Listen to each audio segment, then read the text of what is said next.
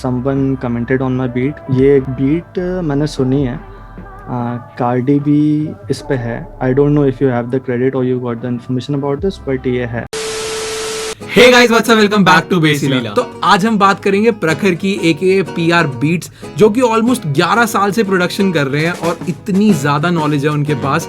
तो उन्होंने अपनी नॉलेज हमारे साथ शेयर करी है और बहुत ज्यादा मजा आया उनसे कॉन्वर्सेशन करके। तो जाके देखो पूरा इंटरव्यू, जाके उनको फॉलो करो और कमेंट बताओ कैसा लगा इंटरव्यू।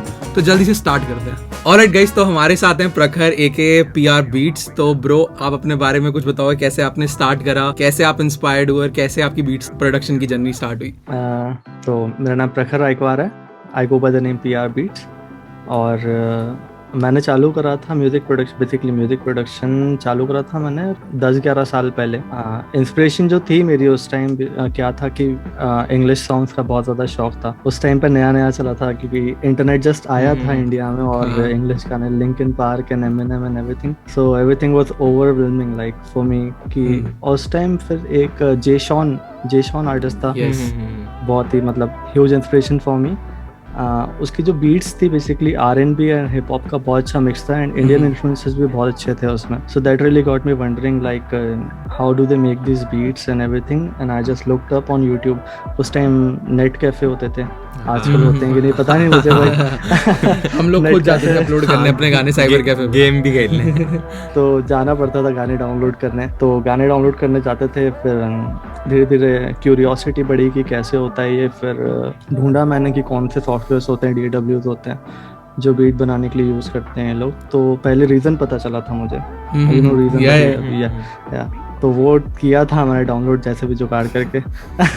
तो मतलब वो बहुत ही मुश्किल DAW था उस टाइम पे, किसी भी बिगनर या प्रोफेशनल पे भी गलत DAW डाउनलोड कर लिया था मैंने। तो जो भी रीजन देख रहे हैं, एक बार डाउनलोड करना, उसकी शक्ल देख के विश्वास उठ जाएगा म्यूजिक से। सही में थोड़ा मुश्किल है, म्यूजिक बन कैसे सकता है ये नहीं समझ आता। फिर थोड़े टाइम बाद और ढूंढता रहा, गाने सुनता रहा मैं, तो FL स्टूडियो का पता चला मुझे। Okay, so I got FL studio from my friend. उसके बाद मैंने फिर चालू करे ट्यूटोरियल देखने, बीट्स कैसे बनती हैं देखनी। उस टाइम शायद FL स्टूडियो 7 था या पता नहीं कौन सा था, जो भी था बहुत पुराना वर्जन था।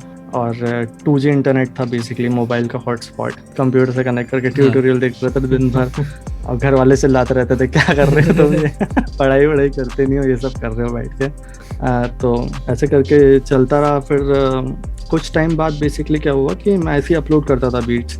तो उस टाइम यूट्यूब पे कंपटीशन ना के बराबर था। बेसिकली ऐसा था कि जो भी आप अपलोड करोगे, अगर कंटेंट थोड़ा भी अच्छा है तो people will watch it, YouTube will push it. तो मेरी बीट पे व्यूज़ आने लगे। एक इंसान का मेल आया मेरे पास कि उसको ये बीट खरीदनी है and he wanted exclusive rights. तो मुझे तो बिल्कुल नहीं पता था कि पहली बात ये बीट्स बिकती हैं, क्योंकि मैं 9th में था शायद। और इन सब चीज़ों मतलब म्यूज़िक बनाया और अपलोड करा एंड फ्री टू यूज़, जिसको यूज़ करना है करो, आपको जो करना है करो। But still she wanted to buy it. तो उसने ऑफर करा मेरे को $50। So I was like very confuse, like वहाँ से पैसे इधर कैसे आएंगे, and I was 9th class. So कोई बैंक अकाउंट वगैरह कुछ भी नहीं था उस टाइम पे। So very good friend of mine, best friend of mine, Ashish, his dad basically got a PayPal account and he helped me get the money from the client. Okay. So that was my first sale, exclusive sale for $50, which was a lot at that time. आजकल के exclusive तो बहुत महंगी होती है। खैर bro, उस time 9th में $50 इज मोर देन इनफ। आज भी मतलब बहुत लोगों के लिए, अगर वो भी स्टार्ट कर रहे हैं, $50 इज मोर देन इनफ कि भाई काफी पैसे आ रहे हैं। So my friend and I, he's a music producer too as well, and he's a good drummer. So हम लोग गए, सीधे जो रुपए आए उससे गए, फटाक से माइक खरीदा, श्योर का डायनामिक माइक था कोई सा, और mic stand, and we started making some songs just for fun and we uploaded them and nothing good came out of it. उसके बाद फिर वही बेसिकली बीट्स बनाता गया मैं, धीरे धीरे चैनल ग्रो करता गया और नॉलेज आता गया मुझे यूट्यूब पे देख देख के कि कैसे लाइसेंस एग्रीमेंट्स होते हैं, कैसे क्या होता है। उस टाइम मेरा बीट स्टार्स भी नहीं था और माई फ्लैश स्टोर हुआ करता था एयरबिट उस टाइम पे। तो वो भी नहीं था. तो basically people just used to email me that they want to buy this beat, and people used to educate me like you can sell this beat like this, like जिसको खरीदनी है वही मुझे समझा रहा है कि आप इसे ऐसे बेच सकते हो. ब्रो मेरा पहला गाना था, उस पे साउंड क्लाउड पे बंदे ने लिखा था कि साइड चेन करो अपने गाने को और इसको इम्प्रूव करो. तो पहले बहुत मतलब 2012-13 में लोग ही आपको बताते थे, बिकॉज ट्यूटोरियल होते नहीं थे, ना ही ट्यूटोरियल्स थे इतने ज्यादा, ना कुछ था. 1-2 FLP के प्रोजेक्ट मिल जाते थे, उसको डाउनलोड करके सीखना पड़ता था. तो वो चीज सबसे सही वही था. तो उस टाइम फिर मैंने एक इसी से इंस्पायर होके एक FLP डाउनलोड दी थी अपनी बीट की, and that beat blew up. I could not imagine like इतनी अच्छी गई वो बीट. और उसकी FLP डाउनलोड कर करके जो भी हुआ चीज़ें हुई क्या, उसके बाद चैनल ग्रो होता गया. तो उस टाइम मुझे थोड़ा नॉलेज आ गया था कि ठीक है ये लाइसेंस ऐसे सेल करना है, ये लाइसेंस ऐसे सेल करना है. तो it was not consistent income by any means. बस ये था कि हाँ रुपए आते रहते हैं एंड मैं उसे वापस इन्वेस्ट करता रहता हूँ अपनी म्यूजिक मतलब स्टूडियो में. जो भी आप इक्विपमेंट्स, मिडी कंट्रोलर हो गया, ऑडियो इंटरफेस हो गया, स्टूडियो मॉनिटर्स तो बहुत बाद में लिए थे मैंने, लेकिन जो भी मैंने लिया बेसिकली सब कुछ जो आया वो बेसिकली वो इन्वेस्ट कर दिया उस टाइम पे मैंने म्यूजिक में, इधर उधर ना करके. सो that really like that's very important. आप फोकस रहो कि आपको ये करना है. आपको अगर पैशन होता है तो बेसिकली इंसान करता ही है. तो अगर स्टूडियो बिल्ड नहीं करा होता मैंने अपना उस टाइम छोटा सा, तो शायद वो नहीं कर पाता मैं जो अभी हो रहा है. सो वो बहुत ज़रूरी है. All of this happened with in like a few months कि इसमें टाइम लगा, मतलब जैसे आपने 9th में स्टार्ट करा, तो ये जो आप सेल कर रहे थे ये कुछ ही महीनों में हुआ कि कुछ सालों में हुआ है? ये कुछ महीनों में हुआ था. Okay great. हाँ, कुछ महीनों में हुआ, क्योंकि उस टाइम यूट्यूब बहुत मतलब कंपटीशन था ही नहीं यूट्यूब पे. अगर आपका कंटेंट थोड़ा भी अच्छा, आजकल तो लोग इतना अच्छा कंटेंट बनाते हैं फिर भी वो एल्गोरिथम के थ्रू नहीं जा पाता.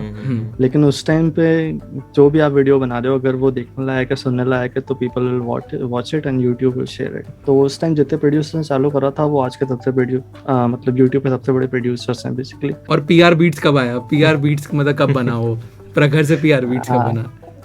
बीट स्टार्स पे जाने के मुझे बीट स्टार्स अभी से देखा जाए तो मैं शायद 4-5 साल पहले बीट स्टार्स पे गया था. उसके एक साल पहले मैंने प्लान करना चालू कर दिया था जब मेरे कॉलेज का लास्ट ईयर था. That was 2015 I guess. 2014 मेरा स्टार्टिंग ईयर था कॉलेज का, ठीक है, और 2017 मेरा एंड ईयर था कॉलेज का. तो 14 से लेके 16 तक मैंने कुछ नहीं किया म्यूजिक में, बेस लिटरली कुछ नहीं किया.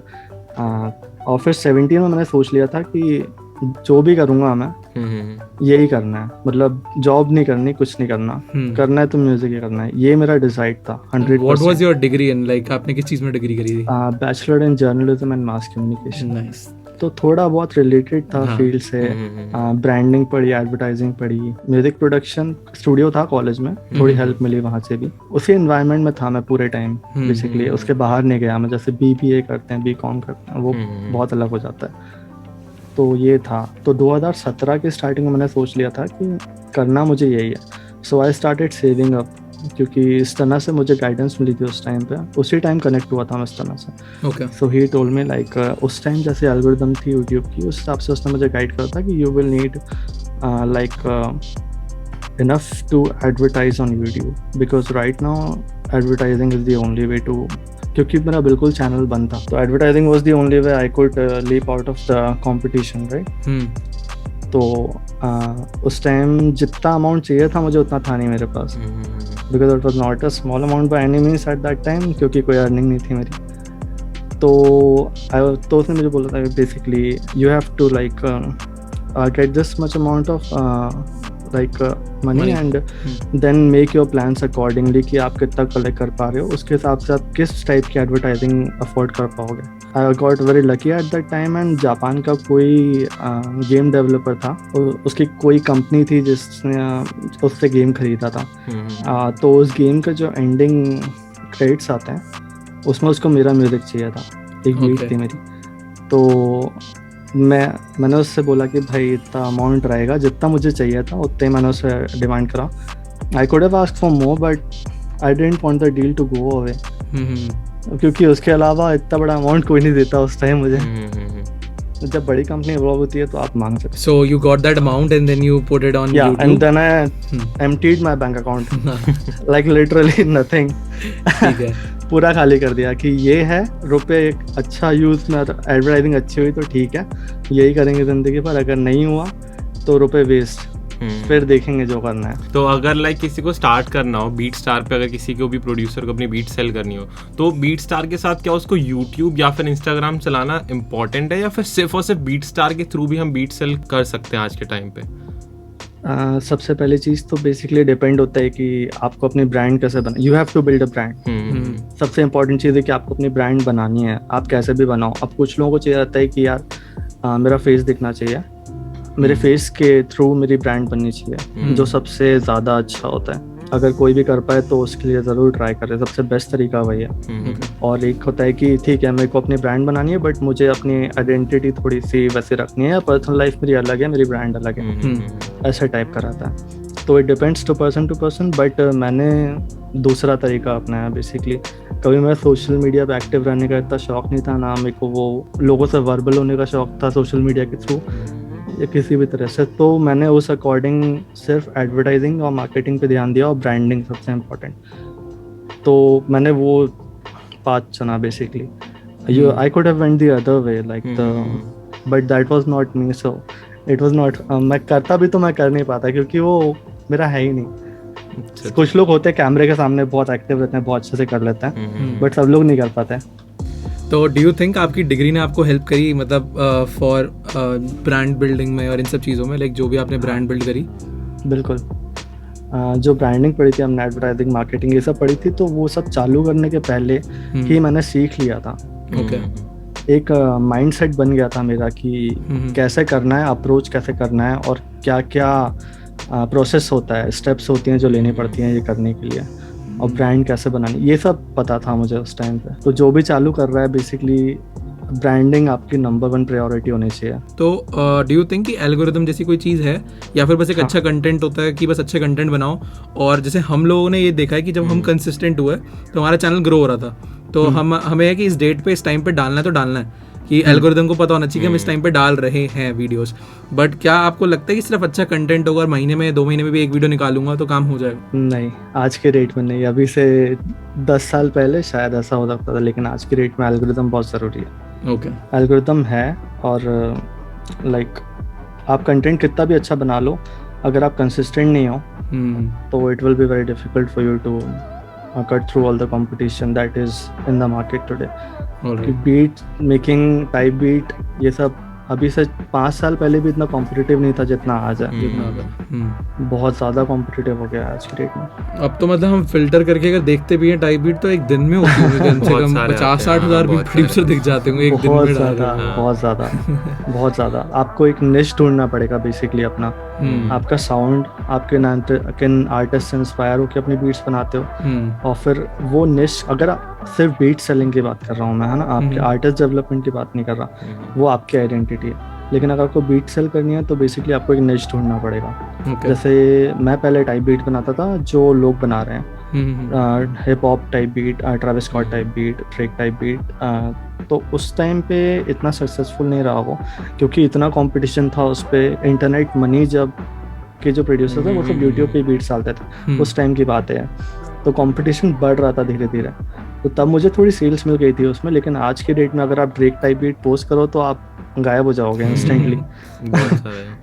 बहुत कंपटीशन है उस पर। तो वही आपको एक निश ढूंढना पड़ेगा, अपना चैनल, यूट्यूब चैनल उसके अराउंड डेवलप करना पड़ेगा। कि जैसे मेरा पॉप टाइप बीट निश था, जो मैंने रिसर्च करके ढूंढा था कि हाँ ठीक है, मुझे हिप हॉप बनाने में इतना इंटरेस्ट भी नहीं था, कुछ टाइम तक था, फिर मैं मन उठ गया मेरा उससे बेसिकली। तो पॉप मेरे को बहुत अच्छा लगा, तो मैंने अपना निश पॉप के अराउंड बिल्ड करा। उस टाइम पॉप में बिल्कुल कॉम्पिटिशन नहीं था।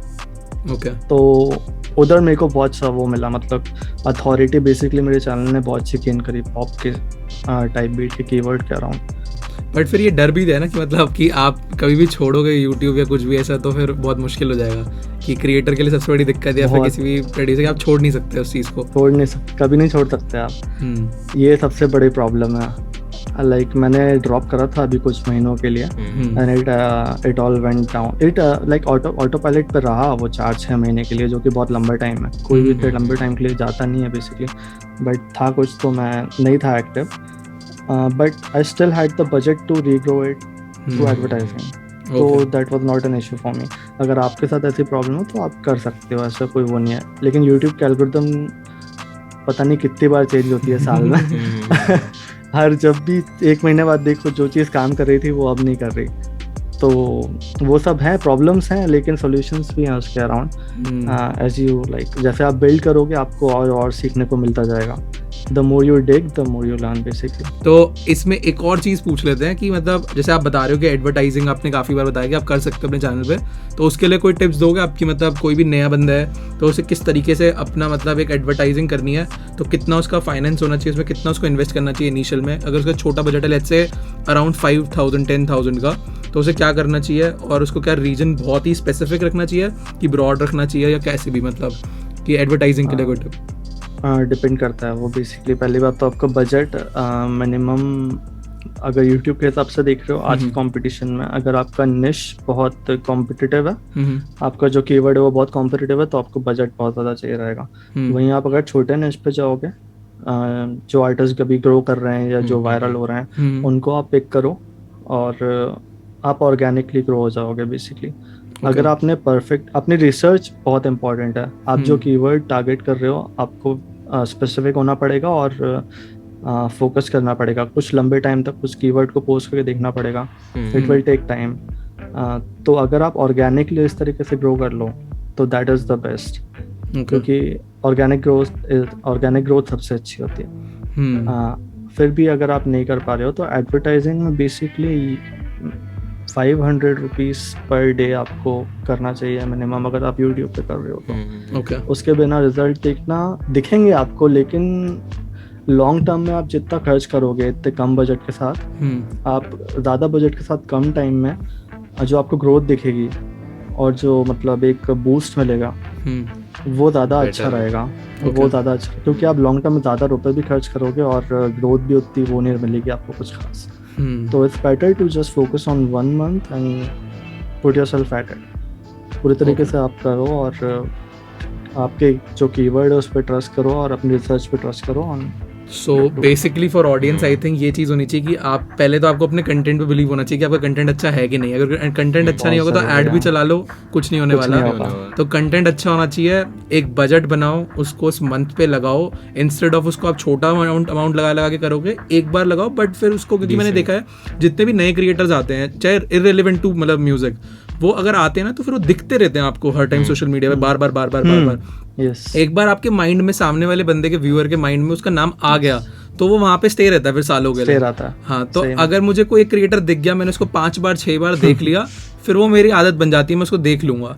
तो सेम गोज फॉर, जो आई थिंक ये काफी अच्छी चीज है कि अगर आप 1 महीने 2 महीने का एक बजट बना के कर रहे हो, बट अगर आप बार बार दिख रहे हो किसी भी मतलब लिसनर को जिसको बीट लेनी है, आप बार बार दिखते हो उसको, तो चांसेस आर कि वो आपको ले लेगा और आपको उसका नाम भी याद रहेगा। इंस्टेड ऑफ आप छोटा बजट लगाओगे वो कम लोगों पे पहुंचेगा। बीट्स अगर हम क्रिएट करते हैं तो हम सिर्फ और सिर्फ अगर बीट स्टार पे डालें विदाउट यूट्यूब, विदाउट इंस्टाग्राम, तो क्या सक्सेसफुल है? हम कर पाएंगे काम, या फिर यूट्यूब कम से कम चाहिए होगा? एक प्रोड्यूसर को जानता हूँ मैं जो सिर्फ बीट स्टार्स के थ्रू ही मतलब टॉप सेलर बना है बेसिकली बीट स्टार्स का। वो भी अच्छा फ्रेंड है मेरा, एनीवे वेल बीट्स। ऑर्गेनिकली वो भी नहीं ग्रो हुआ बीट स्टार्स पे। he put into advertising and marketing and BeatStars promo and everything. तो मैं ऐसे किसी इंसान को नहीं जानता जो BeatStars पे organically मतलब living कर रहा हो basically. Do you still invest like for a monthly? Once you start advertising and you start earning back through it, you have to put it back into it until you earn the double amount of it, and फिर आप वो जो half है वो अपने लिए use कर सकते हो और जो हाफ है वो वापस एडवर्टाइजिंग में डाल दो। एडवर्टाइजिंग अगर आप एक बार चालू करोगे और अगर आपकी सेल्स आने चालू है तो आप उसको बंद नहीं कर सकते। तो थर्ड क्वेश्चन पे आते हैं, what is like beat licensing के बहुत क्वेश्चन आते हैं हमारे पास कि भाई बीट स्टार की बीट लाइसेंसिंग के ऊपर वीडियो बना दो। और दूसरा, जैसे हमारा दोस्त है जिनके बारे में आपको बताया था हमने थोड़ी देर पहले कि उनके साथ किसी ने उनकी बीट ली, कंटेंट आईडी लगा दी उन्हीं के ऊपर, और उनको आ रहा है वहाँ पे कॉपीराइट स्ट्राइक कि तुमने बीट चोरी करी है या तुमने बीट यूज करी है। फिर उन्होंने इसको रिजॉल्व करा बड़ी मुश्किल से, और वो बंदा उनको उल्टा वो कर रहा है कि क्या बोलते हैं, मेरी बीट है और कि मुझे पैसे दो तो हटाऊंगा या ऐसे या मेरे से डिस्ट्रीब्यूट करवाओ।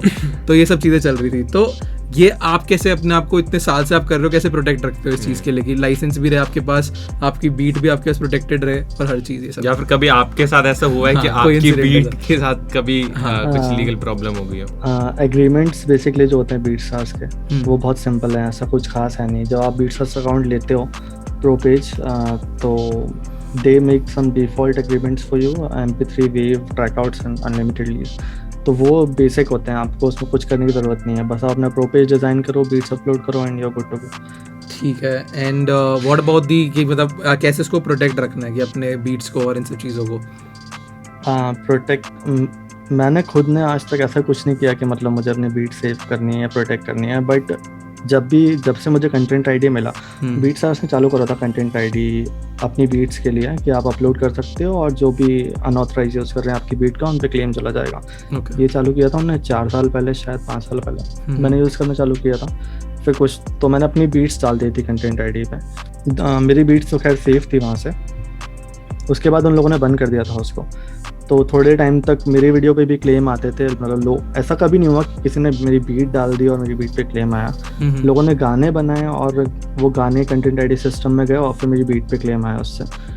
तो आपको बेसिकली ये करना होता है कि अगर आप कॉन्फिडेंट हो कि आपकी बीट है ये, तो you just have to send an email to the company, like जो भी रिप्रेजेंट कर रही है उस कंटेंट आईडी क्लेम को।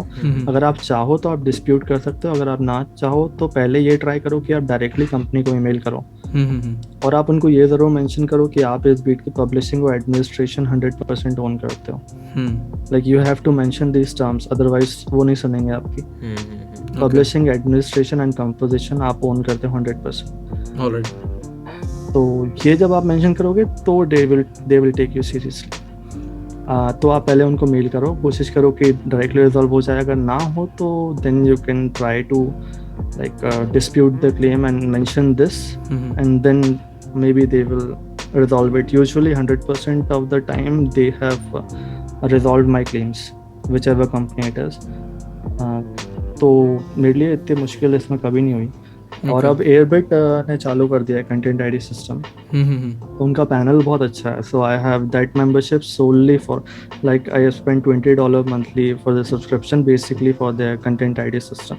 Okay. And what's the website name? Airbit पे आप जा सकते हो, वहाँ पे आपकी बीट अपलोड कर सकते हो। $20 कुछ कॉस्ट करेगा आपको मंथली, बट उनका कंट्रोल पैनल बहुत अच्छा है। वहाँ पे आप सारे डिस्प्यूट मैनेज कर सकते हो और सब कुछ बहुत अच्छा। So ब्रो, आपने जो हमें एक स्टोरी बताई थी कि अभी थोड़ी देर पहले, मतलब रिकॉर्डिंग से पहले, कि जो आपके साथ एक कार्डी बी की प्लेसमेंट में जो कुछ दिक्कत हुई थी, तो उसके बारे में आप अगर व्यूअर्स को बता सकते हो कि क्या हुआ था और कैसे आपने उसको रिजॉल्व करा था? सो बेसिकली क्या हुआ कि मैंने बीट अपलोड करी थी, तो वो बीट मुझे बिल्कुल पसंद नहीं थी जब मैंने अपलोड करी थी। मेरे पास कोई और बीट नहीं थी अपलोड करने के लिए। ऐसा क्यों होता है? ऐसा क्यों होता है? जो सबसे बेकार गाना होता है हमारा, सबसे बेकार वीडियो होती है, वही सबसे ज्यादा चलती है। ये सबसे ज्यादा मैंने भी बहुत सुना है दूसरे लोगों के इंटरव्यू में। तो मेरा बिल्कुल मन नहीं था वो अपलोड करने का, लेकिन मैंने कहा ठीक है चलो कर दो, कुछ नहीं है और शेड्यूल मेंटेन करना है, तो हमने कर दिया। ठीक है। एंड बीट का नाम था टॉक और वो थी खालिद टाइप बीट, और मैंने वो बीट अपलोड करी। उसके 2 दिन बाद या 3 दिन बाद खालिद ने अपना टॉक गाना रिलीज कर दिया। तो जो भी हुआ एल्गोरिथम में, भगवान जाने क्या हुआ, इट ब्लू अप। मतलब खतरनाक हो गई वो बीट, शायद उस गाने के नीचे रैंक हो गई वो या जो भी था। ठीक है। तो बहुत ही ज़्यादा फेमस हो गई वो beat, and it was top selling beat है वो मेरी अभी तक की शायद। इंडिया में भी एक गाना प्रोड्यूस हुआ है उस पर जियो सावन के साथ, निकिता गांधी के साथ मैंने किया था काम, अभी उनके साथ भी एक गाना उसी बीट पे है बेसिकली वो। तो क्या हुआ कि वो बीट इतनी ज़्यादा फेमस हो गई, और जब बीट फेमस होती है तो आप कंट्रोल नहीं कर सकते। लेकिन एक बार इंटरनेट पे कुछ फेमस हो गया तो आप उसे लिटरली कंट्रोल नहीं कर सकते, और स्पेशली जब वो कोई बीट हो या म्यूजिक हो तो I don't know how it happened, but someone commented on my beat कि आप ये बीट मैंने सुनी है, कार्डी बी इस पे है, एनुअल AA जो कि मतलब billboard artist of the year, मतलब बहुत बड़े आर्टिस्ट हैं वो। ये दोनों आर्टिस्ट इस पे हैं। I don't know if you have the credit और you got the information about this, but ये है तो आप देख लो। And people are very helpful about this, like 2-3 placement मुझे ऐसे ही पता चले कि आपकी प्लेसमेंट है, लोग आके बता रहे हैं। तो मैंने ढूंढा भाई फटाफट क्या है ये, मेरे को तो पता ही नहीं है। तो I was in shock when I found out, basically I looked up for it. तो क्या हुआ पता नहीं, कुछ प्रोड्यूसर्स ने बीट का जो बेसिकली स्ट्रक्चर होता है वो स्ट्रक्चर पूरा कॉपी हो गया, और जो मेन मेलोडी थी बीट की जो कि मेरा वोकल था बेसिकली, कोई सैम्पल यूज़ नहीं करा था मैंने, कुछ भी नहीं था, वो मेरा वोकल था विच वॉज कम्प्लीटली ओरिजिनल।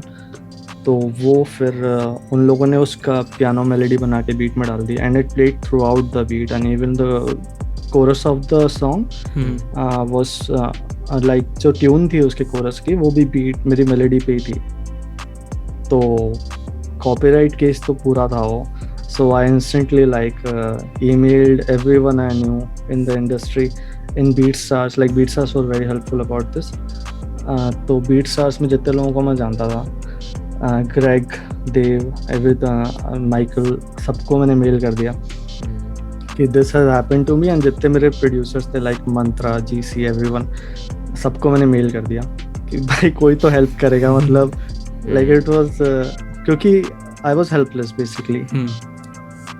यहाँ से वहाँ पे आप कुछ भी कर पाओ वो बहुत मुश्किल है. And to go there and figure out with that is not possible, क्योंकि कोई आपसे बात नहीं करेगा basically. So it's better to like contact whoever you know. तो मैंने सबको कॉन्टैक्ट करा, ईमेल करा, और सब बहुत हेल्पफुल थे. सबने बोला कि relax, we will figure this out, we are looking into it. तो सबने देखा, सबने मतलब BeatStars की टीम ने बहुत हेल्प करी थी मेरी.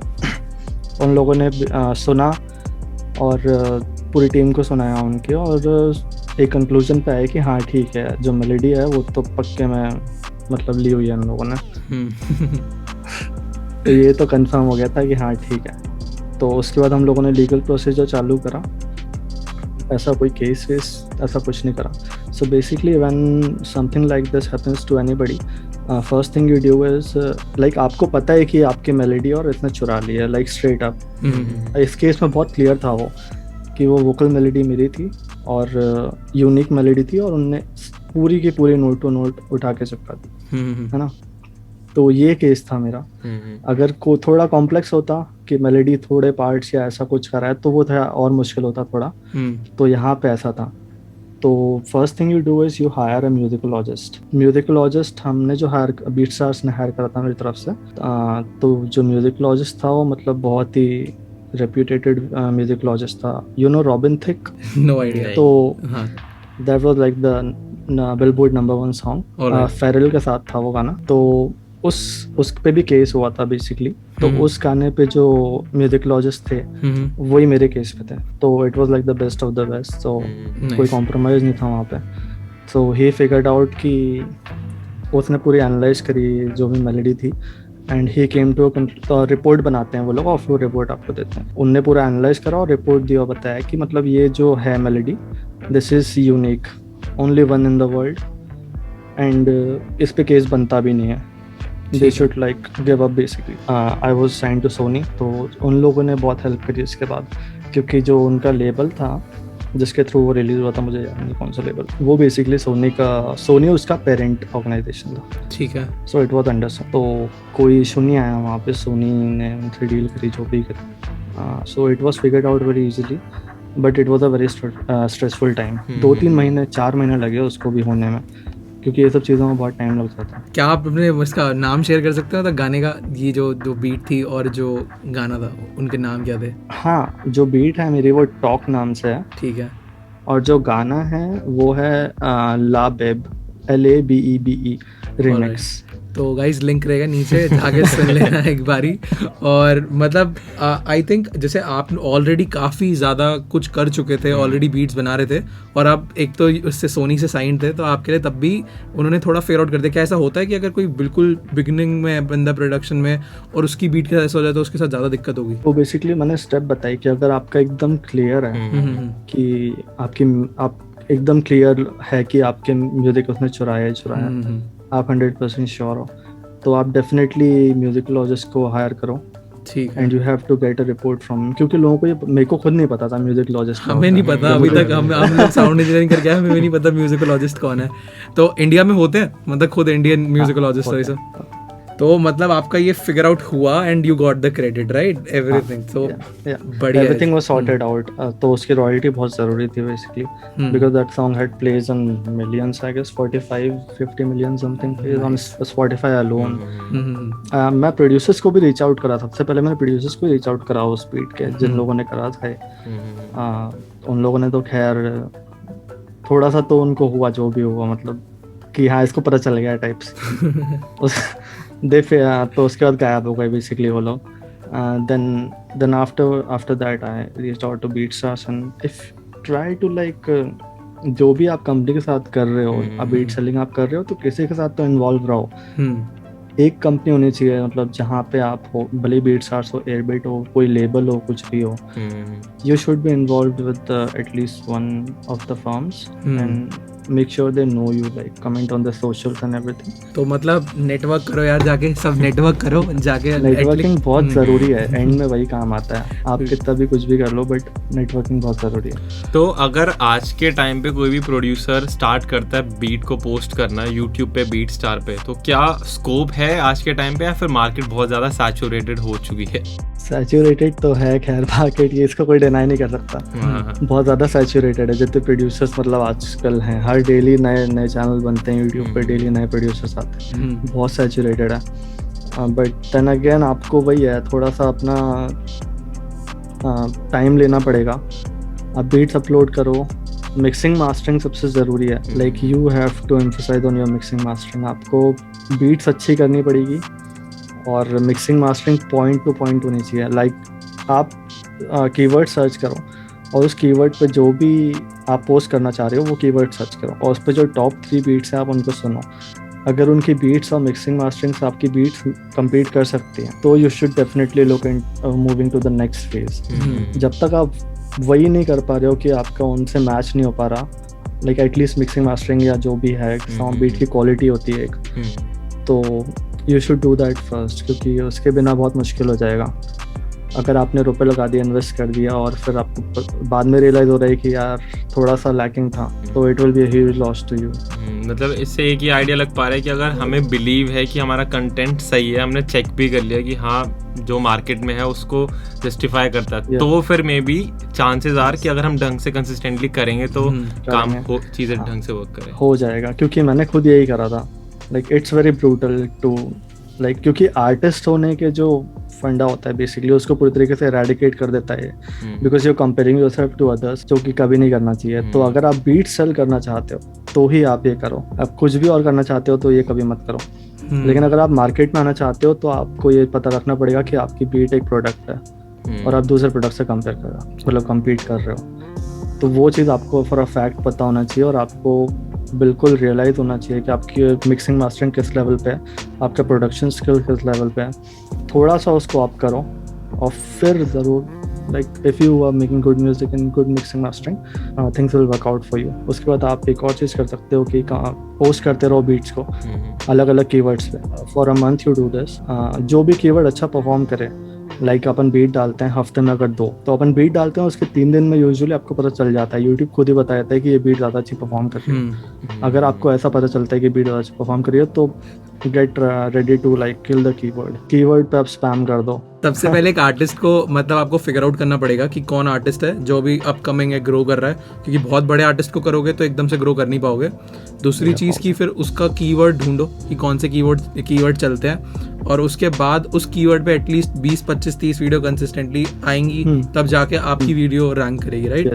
तो ये सारी चीज़ों का ध्यान रखना पड़ेगा। And is there any tools which anyone can use for keywords, और उससे वो उस स्पेसिफिक आर्टिस्ट को ढूंढ सकता है? आई थिंक ये मतलब वो है कि कोई बताना नहीं चाहेगा, बट नहीं ऐसा कुछ नहीं है। हाँ। नहीं, सब vidIQ यूज करते हैं बेसिकली, 2 ही यूज करते हैं, या तो ट्यूब यूज करते हैं या vidIQ यूज करते हैं। मैं खुद vidIQ यूज करता हूँ। बट टू बी ऑनेस्ट हमारे पर्सनल बिलीफ से मतलब ऐसा नहीं है कि हम नहीं करते, पहले हम लोग करते थे, बट अभी हमने अपनी वीडियोस पे टैग्स लगाने और हर चीज़ छोड़ दी है। वो बहुत टाइम से, मतलब हमें हो गए 2-3 महीने हमने एक भी टैग नहीं डालते हम वीडियोस में, बहुत रेयरली डालते हैं। पहले हम डालते थे तो मुझे लगता है कि उससे ना बहुत नैरो जाती है आपकी जो वो होती है वीडियो, वो इतनी वाइड ऑडियंस पे नहीं जा पाती। तो हमने देखा भी हमारी वो वाइड ऑडियंस पे नहीं जाती, तो वो बहुत ही किसी भी वीडियो पे रैंक कर रही होती है वो। बट अब जब से हमने डालना छोड़ दिया है वो कहीं भी जाती है, बट फिर एल्गोरिथम खुद ही ग्रो कर लेती है उसको।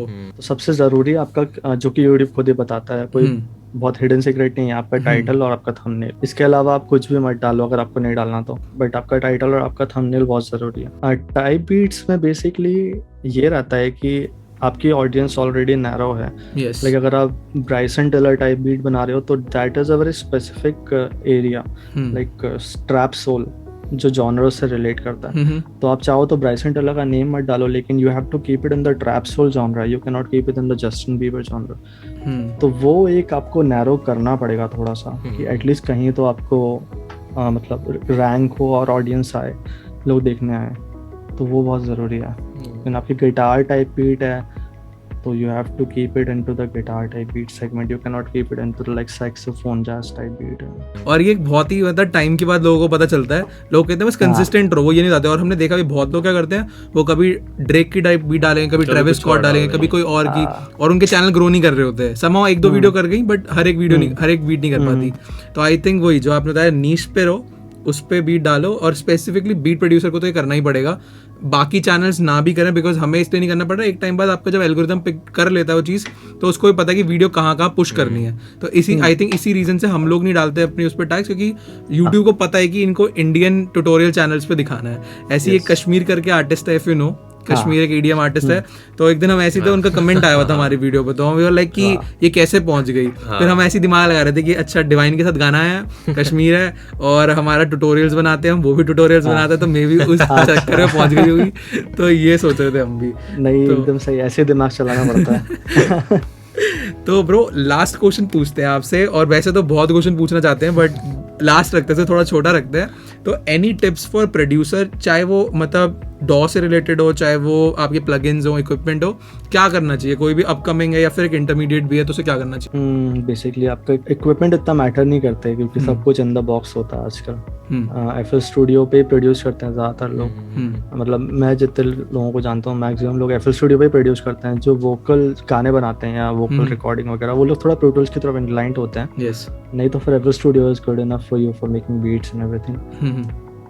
प्लगइन्स को लेके I would like I personally use sound kits खरीदने का इतना कोई सेंस आजकल मेरे लिए बनता नहीं है, because you have splice subscription for $10 per month. वो आप यूज़ करो, शायद उस पर ऑफर भी आते रहते हैं कि आपको शुरू का फर्स्ट मंथ फ्री है या 3 मंथ फ्री है, तो आप थोड़ा गूगल करो, ढूंढो, and Splice is the best way to go.